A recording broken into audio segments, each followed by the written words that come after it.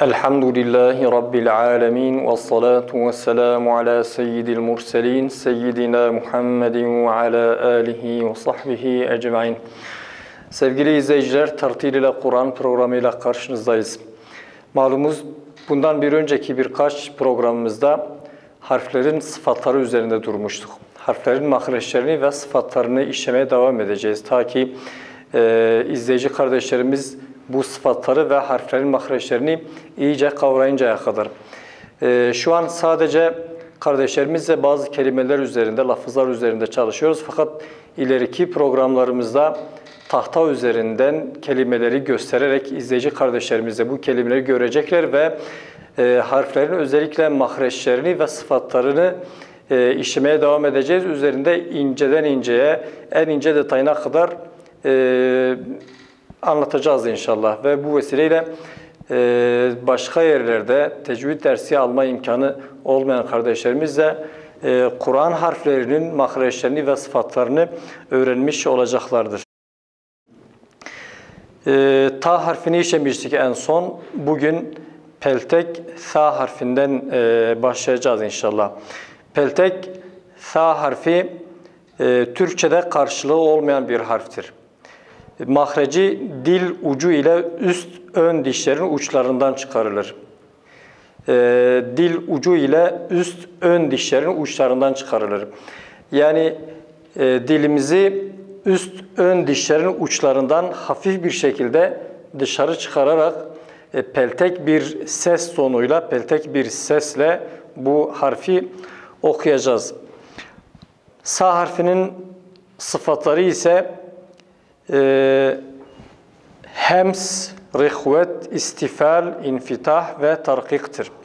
Hems daha önce söylediğimiz gibi bir harfi okurken nefesin akmasıdır. Nefesin kesilmemesi, durmaması, kesilmemesidir.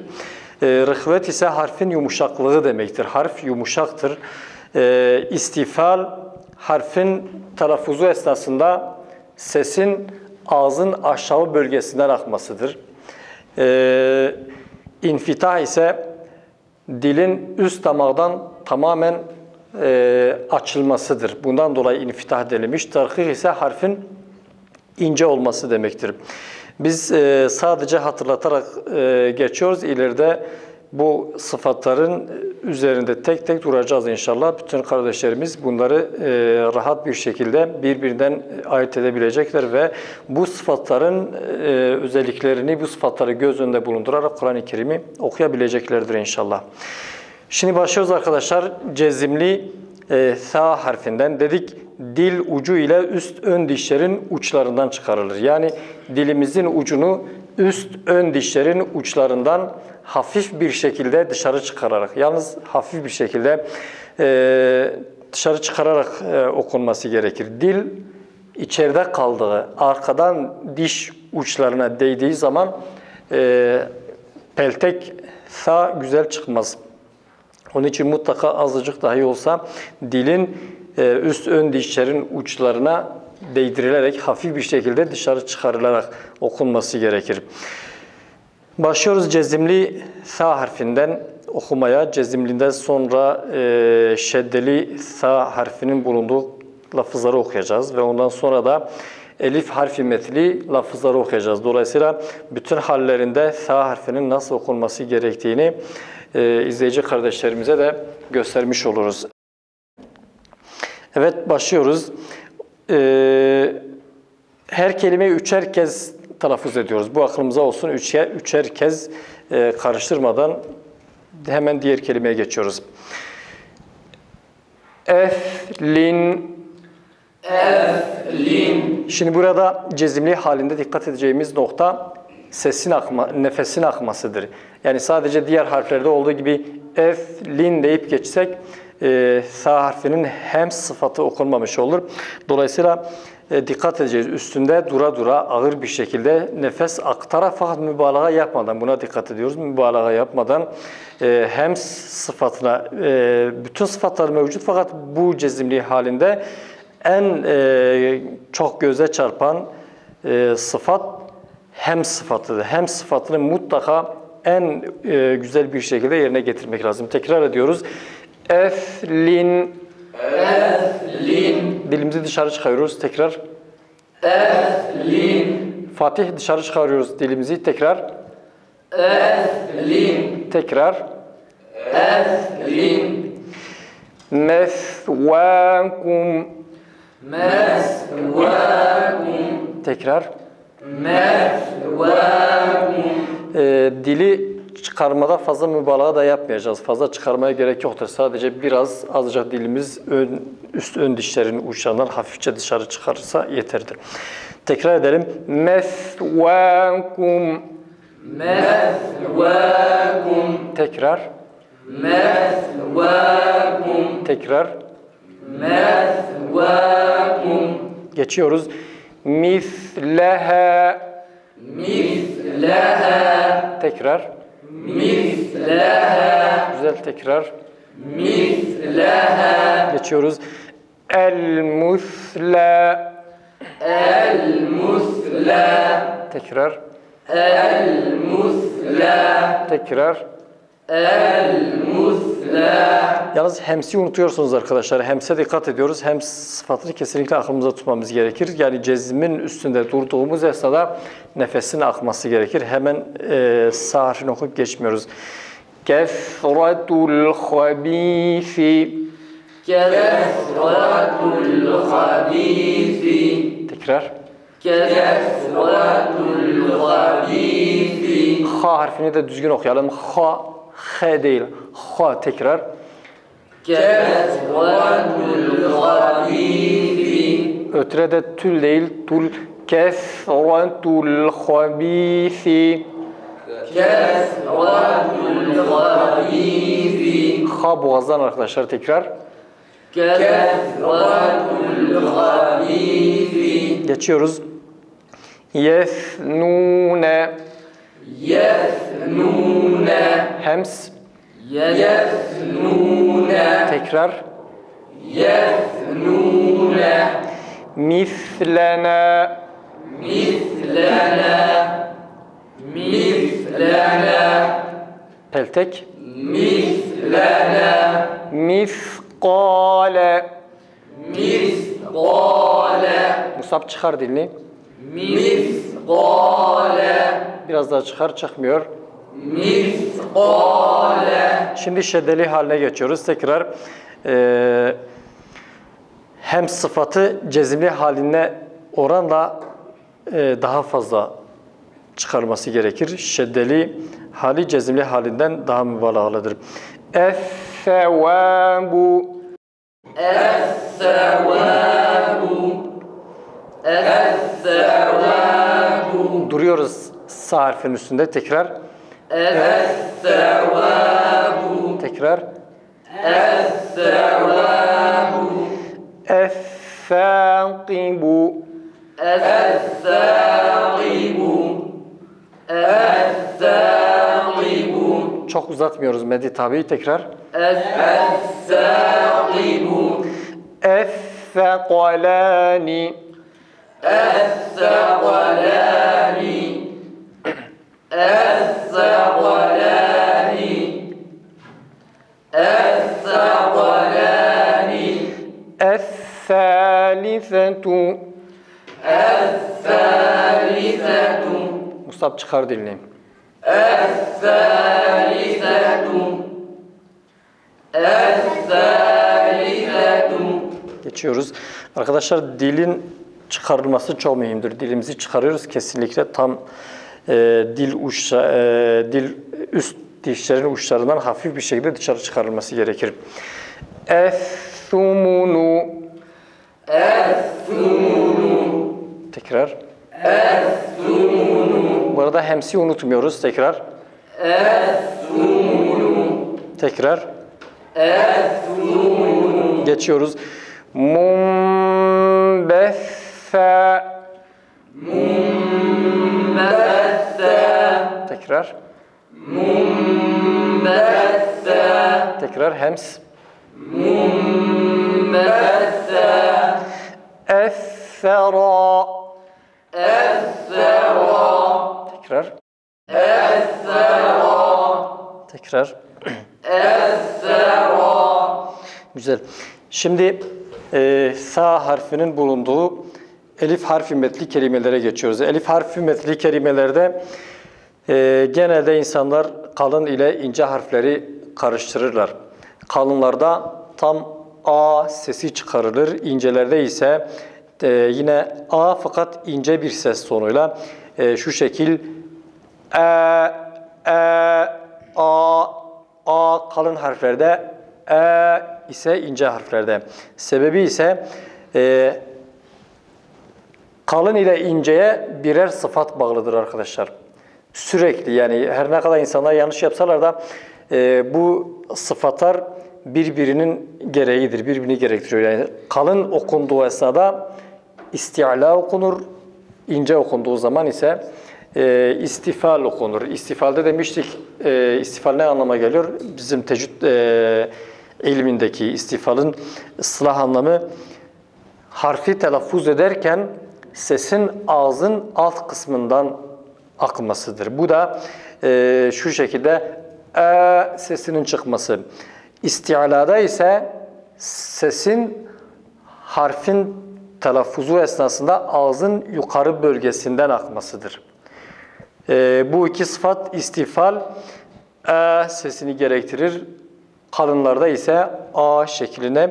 Şimdi ince sa, peltek sa ince harflerden biri olduğuna göre ince harfler gibi sesini çıkararak okuyoruz. Bunu genelde Kur'an-ı Kerim'in genelde bir sayfa bir okuyucu okuduğu zaman kalın ile ince harfleri elif harfi metli kelimelerde karıştırdığı zaman, yani tecvidi bilse de uygulasa da bu onun okuyuşuna büyük bir zarar veriyor ve insan bir zevk almıyor. Çok önemli hatalardanmış gibi, yani manaca hiçbir zararı olmamasına rağmen fakat kulağa hoş gelmiyor. Onun için dikkat ediyoruz. İstifal ve isti'la sıfatlarını göz önünde bulundurarak şimdi bu kelimeleri okuduktan sonra bir de şu harfi kalın harflerle okuyacağız. O zaman nasıl okunması gerektiği tam bir şekilde ortaya çıkar. Şimdi elif harfi metli lafızları okuyoruz arkadaşlar. Mîthâqa. Mîthâqa. Buna göre kalın telaffuz, yanlış telaffuz hangisidir? Mîthâqa. وَاِذْ اَخَذْنَا مِيثَاقَ şeklinde sa isti'la sıfatıyla, ses tonuyla okuduğumuz zaman yanlış. Öyleyse mîthâ وَاِذْ اَخَذْنَا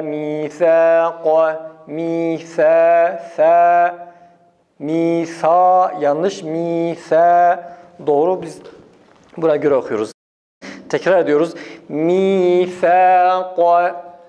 Mîthâqa. Tekrar. Mîthâqa. Tekrar. Mîthâqa. Güzel.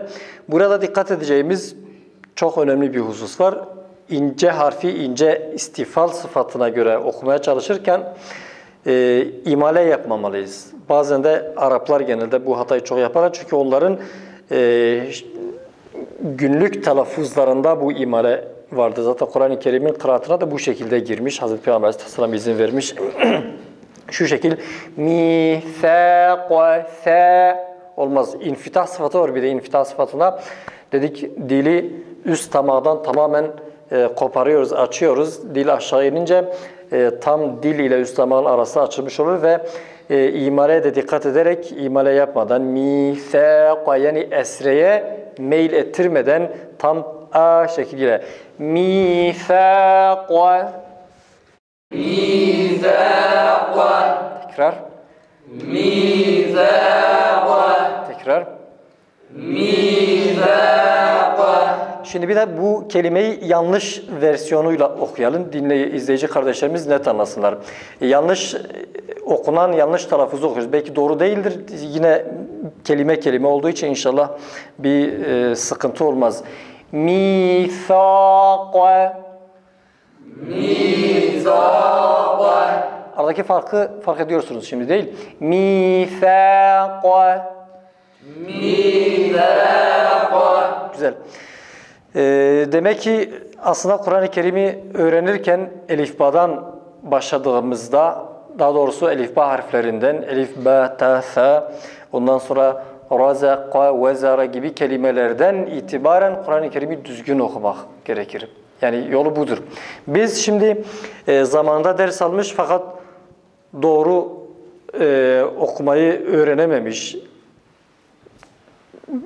imkanların kıtlığından dolayı, güzel bu işi iyi bilen birini insanlar bulamadıklarından dolayı herhangi birinden, sıradan birinden ders alır ve dolayısıyla yanlış telaffuz meydana gelir. Artık adam 10 yıl, 20 yıl, 30 yıl ömrü 70 olan insanlar demek ki bir 40-50 yıl boyunca veya daha fazla bu şekilde telaffuz ediyor. Böyle olunca da bunu düzeltmek hakikaten çok zor oluyor. Bundan dolayı baştan itibaren ders alan insanların doğru telaffuz ederek Kur'an-ı Kerim'i öğrenmeleri gerekir. Geçiyoruz arkadaşlar. Şimdi âthârihim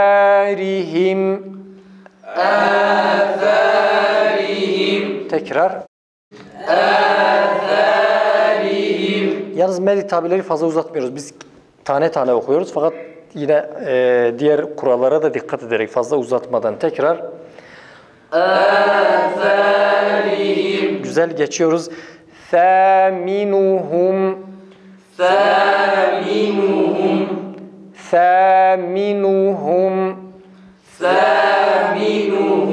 güzel tekrar. Emsaluha tekrar. Tekrar. Sabitun tekrar. Tekrar. Geçiyoruz. Saniye.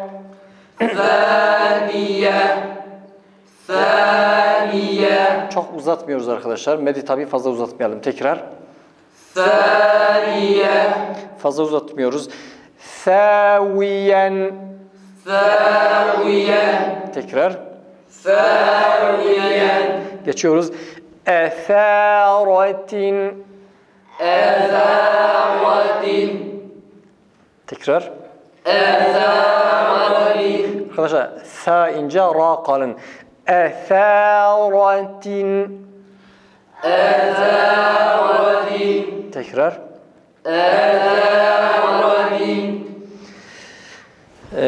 Şimdi 2-3 tane dammeli sa harfini okuyoruz. İnce harflerin ötrelerde, dammelerde ü sesi çıkarılarak okunması gerektiği bazı kitaplara vurgulanır. Aslında bu doğru değildir. Yani Türkçedeki ü deyince kelime tamamen farklı okunur. Biz buna yani bunun doğru olmadığına inanıyoruz. Biraz daha tam u olmasa da u'ya yakın bir ses tonuyla. Mesela thu'ban kelimesini thu'ban şeklinde okuyamayız. Çünkü bu Arapça bir kelimedir. Arapça inmiş bir kelamdır, vahidir, Allah'ın kelamıdır. Biz kendi şivemizle karıştırmamalıyız. İnce ile kalın harf arasında da fark yoktur. Yani fark olsa dahi bu şekilde yani bir fark yoktur. Bunu fazla uzatmak istemiyorum.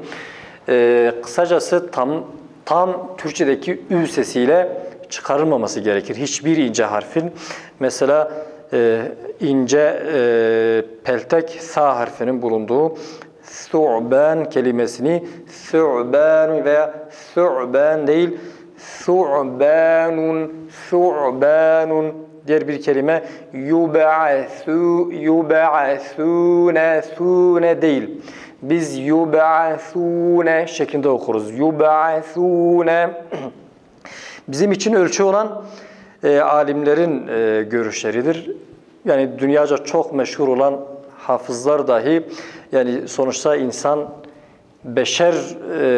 beşeriyet sıfatına sahip olduğu müddetçe her insanın hata yapması mümkündür. Alimlerin görüşleri, bu konudaki tahlilleri mühimdir. Biz onların görüşlerine uyarak diyoruz ki bu harflerin ü şeklinde en azından tamamen yani ü dediğimiz zaman okuyucu tam ü sesiyle okur ve bir satır düşünün 10-20 tane dammeli ince harf var. Buna göre bu kelimelerin bütün harflerinin ü şeklinde okunması gerektiğini düşünün. Biraz yani kaba geliyor kısacası. Kur'an'ın ruhuna uymuyor fazla. Şimdi bu kelimeleri tekrar edelim. Su'banun. Su'banun. Yalnız burada bizim bölgedeki insanların düştüğü hata nasıl ki ötrelerde ü sesinin çıkarılması yanlış olduğu gibi o sesinin çıkarılması da yanlış. Hatta o sesi biraz daha kabadır. Mesela su'ban ya da yub'athun şeklinde tam o değil de buna yakın bir ses epey kaba geliyor. Yani buna dikkat etmek gerekir. Ü sesiyle çıkarılmaması gerektiği gibi o sesiyle dahi çıkarmıyoruz. Şimdi tekrar ediyoruz arkadaşlar. Su'banun. Su'banun. Tekrar. Su'banun. Tekrar. Su'banun. Yalnız ayn harfi çıkmıyor. Ayn su'banun su'banun kalkale yapmadan ayn harfini kalkale yapmadan su'banun. Ondan önceki harf dammeli olduğu için bu aynın boğazdan sıkılarak çıkarılması biraz da zordur doğrusu. Ona göre biraz dikkat edelim. Tekrar okuyalım. Su'banun. Tekrar. Su'banun. Yalnız fazla uzatmıyoruz. Tekrar. Su'banun. Geçiyoruz. Yub'asûne. Yub'asûne. Tekrar. Yub'asûne. Şimdi okuyarak, uzatarak üstünde duralım. Medya arız yaparak. Yub'asûn. Yub'asûn. Ü değil Musab. Yub'asûn. Yub'asûn. Tekrar. Yub'asûn. Geçiyoruz başka bir kelimeye. Suvvibe. Suvvibe. Tekrar. Suvvibe. Tekrar. Suvvibe. Güzel. Bundan bir müddet sonra yapacağımız programla ilgili inşallah bu kelimelerin üzerinde daha çok dururuz. Özellikle izleyici kardeşlerimizin bu konuları iyi kavramaları için tahta üzerinden göstereceğiz Allah'ın izniyle. Her okuyucu bu kelimeleri telaffuz ederek Kur'an-ı Kerim'in bütün kelimelerini doğru bir şekilde öğrenmiş olur. Bunun için ben sürekli söylüyorum, bu işi kafamızda bitirmeliyiz. Yani bu konuda Kur'an noktasında ki düşüncelerimizi düzeltmeliyiz. Kur'an-ı Kerim'i mutlaka doğru okumamız gerektiğine inanmalıyız bir kere. Yani en önemlisi olan budur. Buna inandıktan sonra Kur'an okuyorsak mutlaka Kur'an-ı Kerim'i en güzel şekilde öğrenme çabası içine gireriz. Bu konuda fazla değil, kısa bir çaba içine girdiğimiz takdirde Yüce Allah Allah'ın izniyle bütün kardeşlerimizi bu konuda muvaffak edecektir. Başlangıçta çok mübalağalı gibi gelir, çok abartıyoruz gibi bazı insanlara gelebilir. Fakat kesinlikle iş öyle değildir.